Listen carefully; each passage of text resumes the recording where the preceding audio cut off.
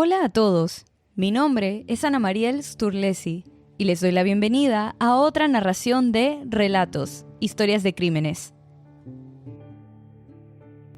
Es posible que personas de todo el mundo estén familiarizadas con el hombre que probablemente sea el mayor narcotraficante de la historia.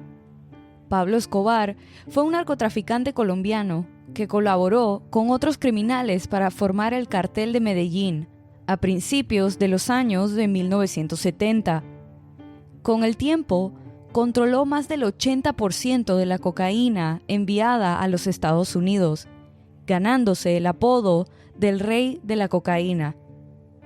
Obtuvo popularidad patrocinando proyectos de caridad y clubes de fútbol, pero más tarde, las campañas terroristas que resultaron en el asesinato de miles de personas volvieron a la opinión pública en su contra.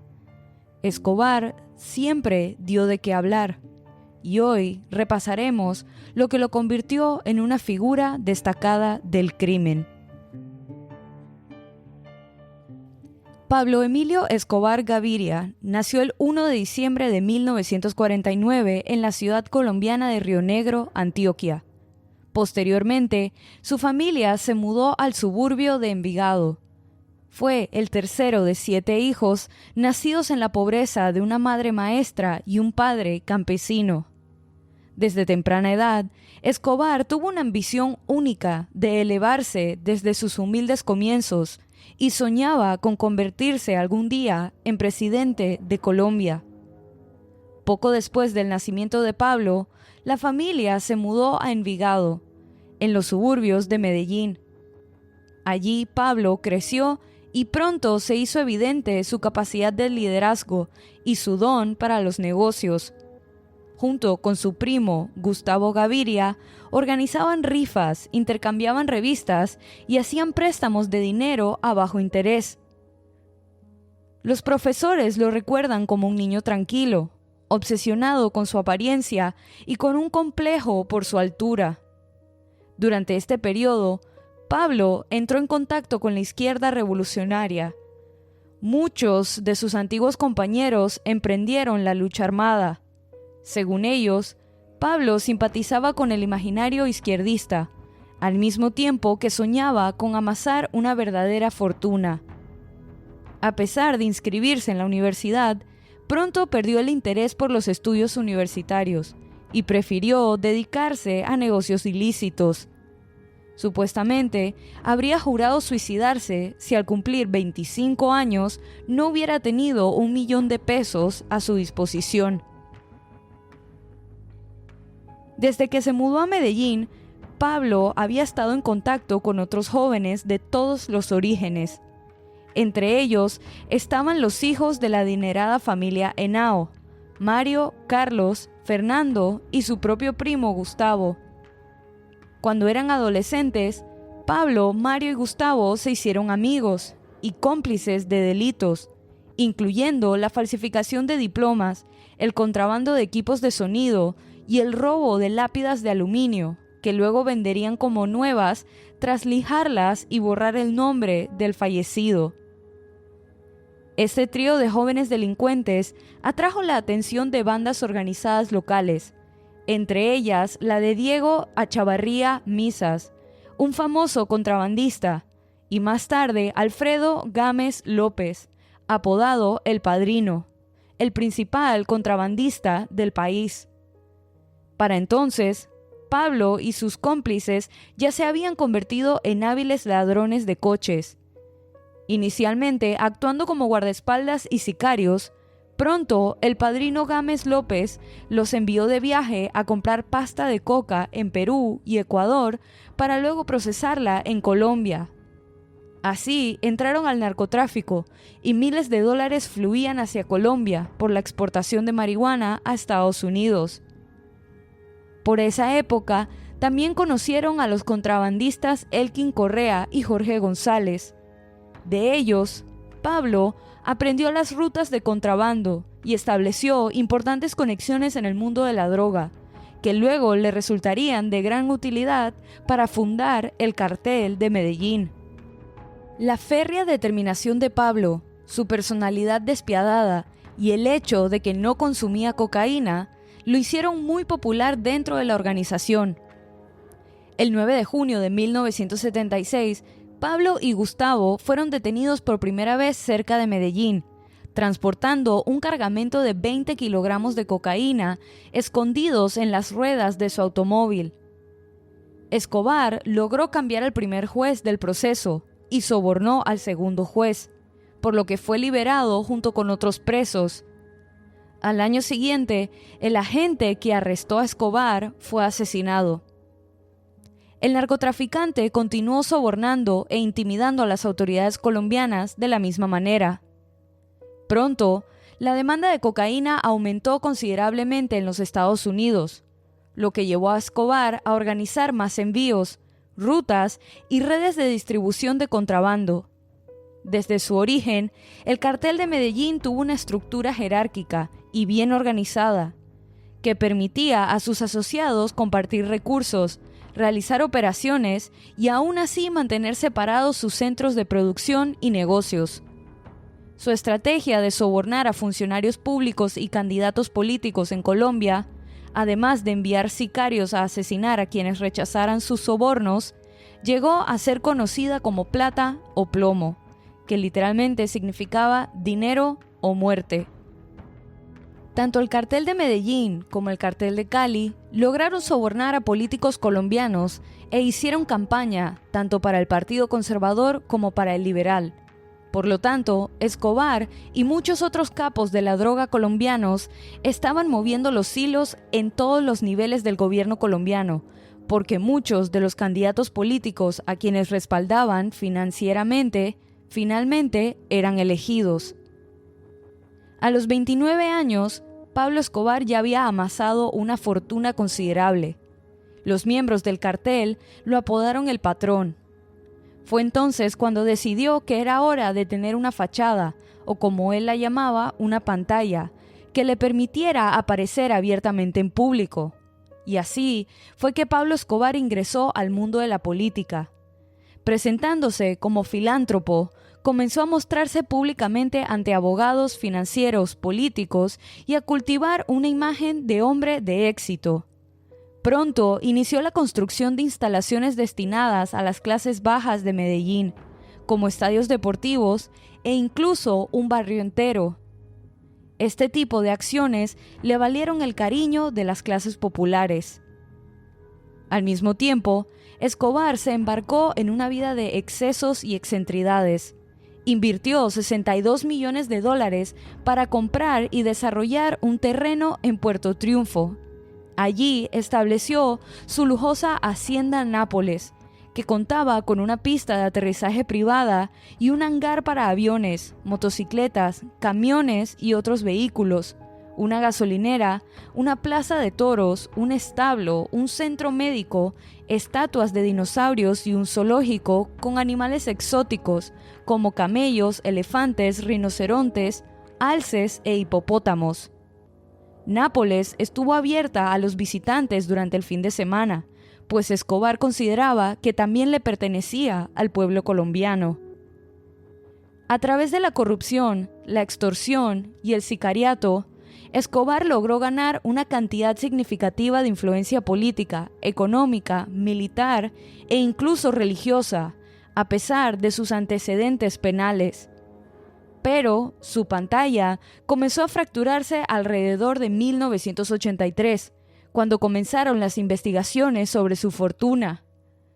La investigación sobre dinero sucio en fútbol y la política colombianas, así como la reapertura de viejos casos judiciales contra Escobar, permitieron al Estado incautar aviones y propiedades utilizadas en el narcotráfico, y para exponer laboratorios en la selva dedicados a la producción de cocaína. El encargado de la investigación fue el ministro de Justicia Rodrigo Lara Bonilla. Escobar y sus aliados intentaron manchar la reputación del ministro, fabricando pruebas que lo incriminaban por corrupción, pero fue en vano. Al final, el 30 de abril de 1984, Lara Bonilla fue asesinado a tiros por sicarios de Escobar mientras conducía por las calles de Bogotá. Este asesinato llevó al presidente a aprobar una ley de extradición a Estados Unidos y declarar la ley marcial, lo que marcó el inicio de la guerra contra el narcoterrorismo en Colombia. Poco después se emitieron órdenes de arresto contra los líderes del cartel de Medellín y Escobar se vio obligado a esconderse. Ese mismo año, fuerzas policiales en conjunto con la DEA estadounidense descubrieron y allanaron un complejo de laboratorios de procesamiento de cocaína conocido como Tranquilandia. Fue un duro golpe para las operaciones de Escobar y el cartel respondió desatando una ola de terror. Coches bomba, periodistas asesinados y jueces fusilados se convirtieron en noticia diaria. Muchos políticos y funcionarios, comprados o amenazados por Escobar, permitieron que la organización actuara con impunidad, a pesar de que sus líderes ya eran públicamente conocidos. Al mismo tiempo, el cartel de Medellín consiguió aliados internacionales. Ya contaban con el apoyo de organizaciones similares en México, Honduras, Nicaragua y Cuba. Hasta entonces, Escobar y sus aliados controlaban el 90% del tráfico de drogas en Colombia, pero tenían buenas relaciones con los carteles rivales. Sin embargo, tras el asesinato del ministro Lara, crimen que el cartel de Cali consideró contraproducente, a partir de 1986, las tensiones entre ambos carteles desembocaron en una nueva escalada de violencia, la guerra de carteles. La ruptura definitiva entre los dos principales carteles de la droga colombianos se produjo en circunstancias que aún se desconocen del todo. Se especula que las tensiones estallaron cuando uno de los hombres más leales a Escobar le pidió a un sicario que llevara a cabo una venganza personal contra un miembro del cartel de Cali conocido como Piña. Piña estaba protegido por Elmer Pacho Herrera, el cuarto al mando del cartel de Cali, quien no tomó con agrado el pedido de Escobar de entregar a su subordinado. Al ser ignorada la solicitud de Escobar, el capo ordenó el secuestro y ejecución de Piña, desencadenando la ruptura entre ambas organizaciones. Un automóvil que transportaba 154 libras de dinamita explotó frente al edificio donde vivía la familia Escobar. No hubo víctimas mortales, pero el edificio sufrió graves daños. Y, aunque el cartel de Cali negó su participación, Escobar consideró este hecho como una declaración formal de guerra, siendo 1989 uno de los más sangrientos en el conflicto entre los carteles y el Estado. El secretario general de la presidencia colombiana había intentado acercarse al grupo abriendo la posibilidad de diálogo. El cartel de Medellín propuso entonces al Estado otorgarles un indulto legal y un plan de desmovilización para poner fin al conflicto. La iniciativa fracasó, en gran parte debido a la negativa de Estados Unidos a negociar con los criminales. El cartel de Medellín respondió rápidamente, asesinando a jueces, funcionarios gubernamentales y figuras públicas colombianas. El derramamiento de sangre incluyó el bombardeo del edificio del Departamento de Administración de Seguridad en un intento de matar al entonces ministro, quien resultó ileso debido a que su oficina estaba blindada. Pero el atentado con coche bomba cargado con 500 kilos de dinamita dejaría un saldo de 63 muertos y unos 600 heridos. Este ataque se dio una semana después del atentado contra el vuelo 203 de Avianca. A pesar de que inicialmente se pensó que había sido un accidente aéreo, la investigación realizada mostró que la caída del avión se había dado como resultado de una bomba del cartel de Medellín, que al parecer iba dirigida contra César Gaviria, para entonces candidato presidencial y quien no había tomado el vuelo debido a las amenazas en su contra. El atentado tuvo un saldo trágico de 110 personas muertas, 16 de ellos conformaban la tripulación de la nave, 101 eran pasajeros y 3 personas perecieron en tierra. El candidato presidencial que sí fue asesinado durante esta guerra contra el narcotráfico fue Luis Carlos Galán. El 18 de agosto de 1989, Galán, que estaba siendo protegido por 18 guardaespaldas armados tras recibir numerosas amenazas de muerte contra él y su familia, fue asesinado con un disparo cuando subía al escenario para dar un discurso ante 10.000 personas. El asesinato de Galán impulsó al Estado colombiano a declarar la guerra al narcoterrorismo. A través de nuevos decretos, el presidente Virgilio Barco Vargas aprobó medidas especiales para la persecución y tratamiento de los narcotraficantes. Estas medidas incluyeron la extradición acelerada a Estados Unidos, la confiscación de los bienes personales de los narcotraficantes y la creación del Grupo Élite, compuesto por 500 agentes que habían sido especialmente capacitados. En los días siguientes, el gobierno llevó a cabo alrededor de 450 redadas y arrestó a casi 13.000 personas vinculadas al narcotráfico. El cartel de Medellín respondió con una declaración de guerra total. Entre septiembre y diciembre de 1989, detonaron más de 100 artefactos explosivos en las ciudades de Bogotá, Medellín, Cali, Bucaramanga, Cartagena, Barranquilla y Pereira. Además de los actos de sicariato, se estima que durante esos 3 meses se produjeron unos 300 ataques terroristas que causaron casi 300 muertos civiles y más de 1.500 heridos. Sin embargo, el Estado colombiano no se rindió. En noviembre de 1989, Escobar estuvo a punto de ser capturado en un operativo donde su cuñado Fabio Henao fue asesinado y 55 de sus hombres fueron capturados. Posteriormente, el 15 de diciembre de 1989, el segundo al mando del cartel de Medellín, el mexicano, como era conocido, Rodríguez Hacha, fue baleado por los policías en la costa norte del país, junto a su hijo y guardaespaldas. Mientras la soga se estrechaba a su alrededor, el cartel anunció otro llamado al diálogo con el gobierno, secuestrando primero al hijo del secretario de la presidencia y a 2 familiares del presidente Barco. Siguió una breve tregua y a principios de 1990 se formó un comité de notables colombianos para negociar con los narcoterroristas. Escobar y sus asociados respondieron liberando a los rehenes para mostrar una genuina voluntad de diálogo. Además, entregaron un autobús lleno de explosivos y revelaron la ubicación de uno de sus laboratorios clandestinos. Pero el diálogo fue en realidad una estrategia para ganar tiempo mientras se iniciaba una operación a gran escala en Antioquia. El 30 de marzo, el cartel puso fin a la tregua. Escobar puso precio a la vida de cada policía que los criminales mataron, desatando una guerra urbana que a finales de julio había dejado cientos de muertos y heridos. Las fuerzas gubernamentales también cometieron excesos.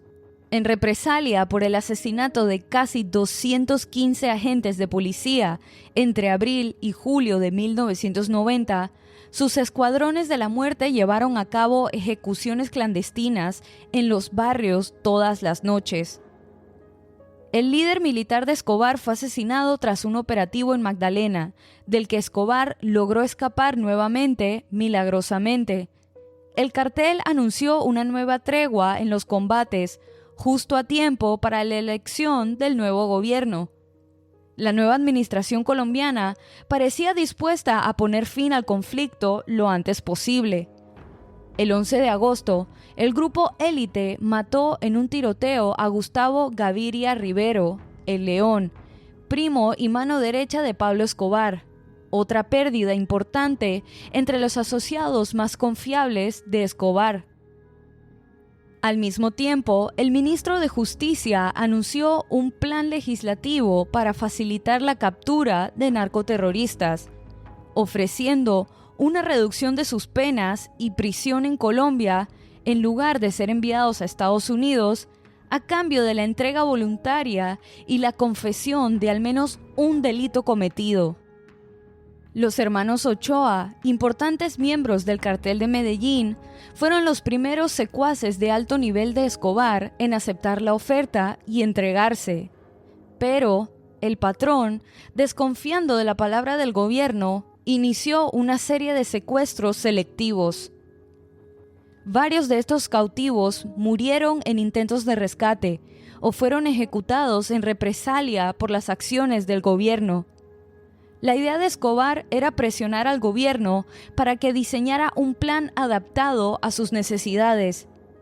Pero, ante la falta de respuesta, reanudó sus métodos de terrorismo entre diciembre de 1990 y los primeros meses del 91. Al menos 44 personas murieron en atentados y tiroteos, incluido un exministro de Justicia. Al final, el gobierno no tuvo más remedio que ceder a las demandas de Escobar, y en junio de 1991, el jefe del cartel de Medellín se entregó a la justicia y fue enviado a prisión. Pero, desde allí, siguió controlando sus operaciones ilegales de forma remota, gracias a 2 socios que tenía escondidos y de los que la policía no tenía conocimiento. Durante su encarcelamiento, Escobar estuvo en constante contacto con sus secuaces. Además de esto, su estancia en prisión no fue la misma que la de los demás. Recibió visitas de celebridades, reinas de belleza y futbolistas. La habitación donde estuvo retenido Escobar era similar a la suite de un hotel de 5 estrellas. Una cama grande, una decoración acogedora, televisores, reproductores de video y música, muebles importados, una biblioteca personal y pisos alfombrados. La prisión también contaba con salas de billar, un bar y una cancha de fútbol. En las cercanías se realizaban fiestas, orgías y reuniones de negocios, mientras Escobar continuaba liderando su operación criminal desde la cárcel. La propia prisión, como se supo más tarde, había sido mandada a construir por el propio Escobar en un terreno que le pertenecía. Las acciones del narcotraficante en prisión se hicieron de conocimiento público y el gobierno decidió trasladarlo a una prisión real. Consciente de la decisión, Escobar planeó su fuga con la ayuda de sus secuaces y escapó rompiendo una pared de yeso en la parte trasera de la prisión. La fuga de Escobar fue un duro golpe para el gobierno y el sistema de justicia colombiano.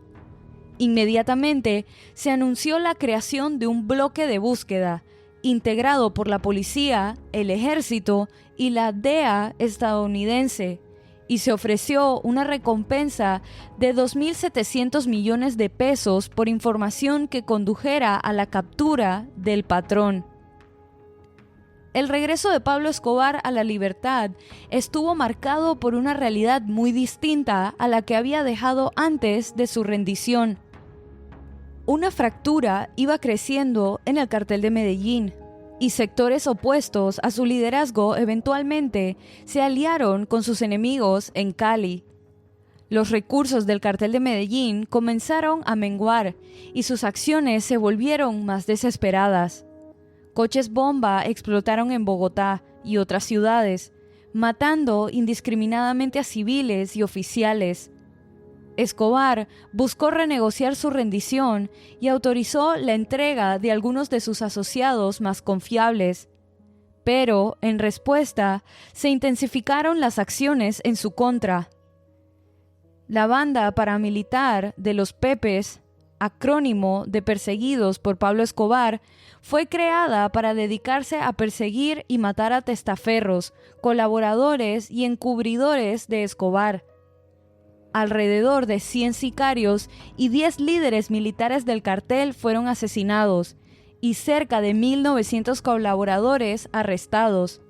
Mientras tanto, otras 300 personas habían sido asesinadas a tiros por bandas rivales.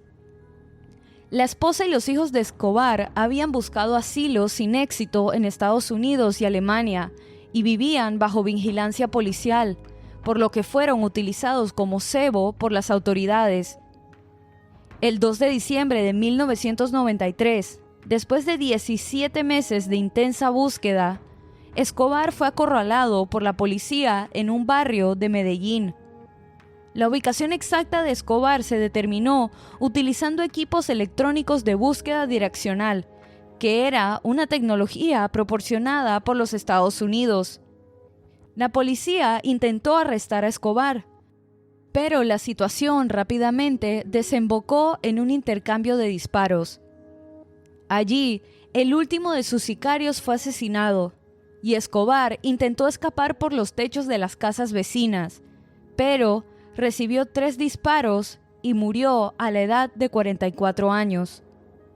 Su muerte marcó el fin del cartel de Medellín, y la imagen generada del escuadrón posando con el cuerpo del delincuente se volvió viral. Al día siguiente, su muerte fue anunciada como una gran victoria en la lucha contra el narcotráfico. Su familia lamentó su muerte junto con miles de seguidores de las clases bajas que aún expresaban su gratitud. Su ataúd fue acompañado hasta el cementerio por miles de personas en una procesión.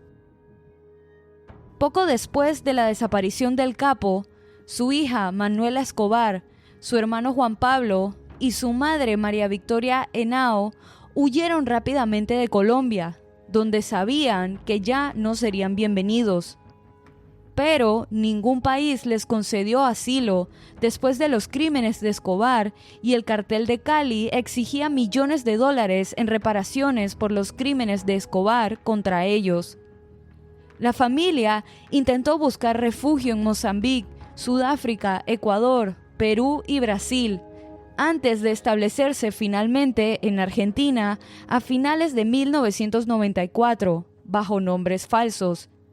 Y durante unos años pareció que su pasado había quedado atrás. Pero en 1999, María Victoria Henao, a quien a menudo se hacía llamar Victoria Henao Vallejos, y Juan Pablo, a quien a menudo se hacía llamar Sebastián Marroquín, fueron arrestados repentinamente.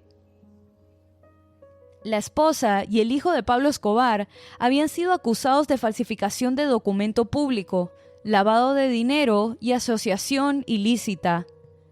Después de estar encarcelados durante varios meses, fueron puestos en libertad por falta de pruebas. Sin embargo, muchas personas tenían dudas sobre su arresto, especialmente porque aparentemente la hija de Pablo Escobar nunca había pasado un día en la cárcel. Manuela Escobar es, hasta la fecha, el único miembro de la familia Escobar que nunca ha sido acusado o implicado en ningún delito. La hija de Pablo Escobar tenía solo 9 años cuando mataron a su padre, y en general, desde entonces, ha mantenido un perfil excepcionalmente bajo en Buenos Aires.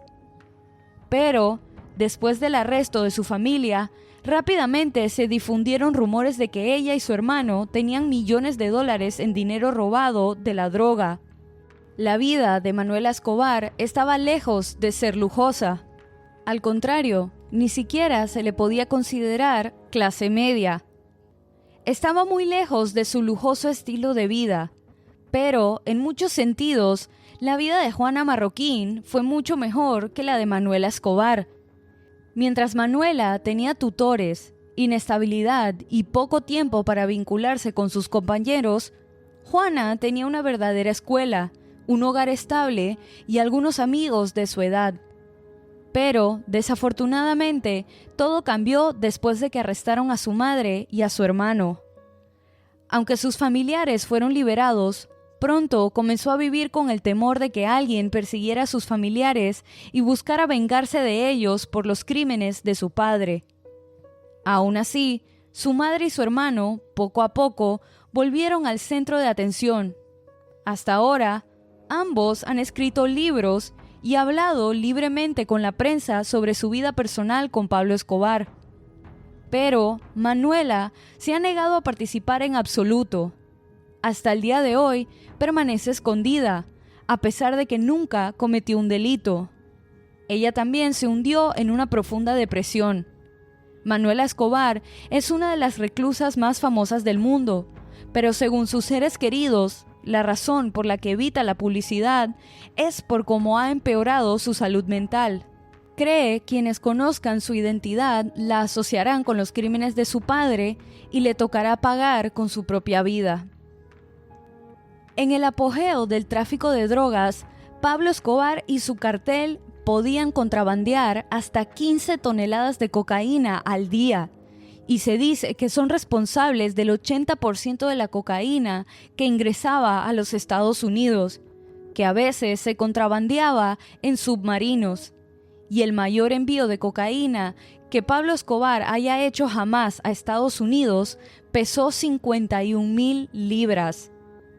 Después de su muerte, la lujosa hacienda Nápoles de Pablo Escobar se transformó en un parque temático con animales, modelos de dinosaurios de tamaño natural, la colección de autos clásicos de Escobar y más. Pablo Escobar fue responsable de la muerte de unas 4,000 personas, incluidos 200 jueces y 1,000 policías, periodistas y funcionarios gubernamentales. La dualidad de su imagen lo convirtió en un criminal infame y un héroe popular.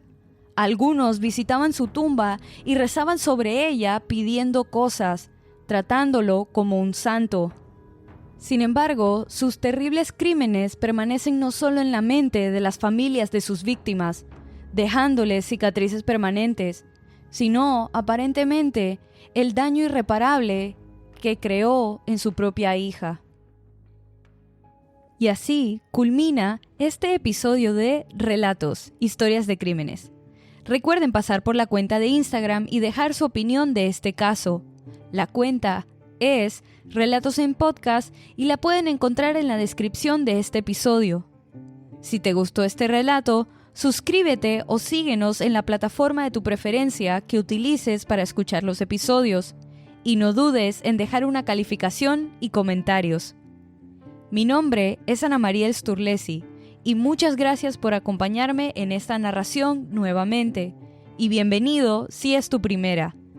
Nos vemos la otra semana para otra narración de Relatos, Historias de Crímenes.